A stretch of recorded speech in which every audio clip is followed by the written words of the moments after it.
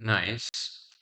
And now let's start by just printing out all of our friends' birthdays. So we'll say birthday is birthdays of counter, and then we'll print the birthday, and we'll print today, and then we'll make sure to increment our count, or make it one larger each time through this loop. Okay, and we see that there is a match.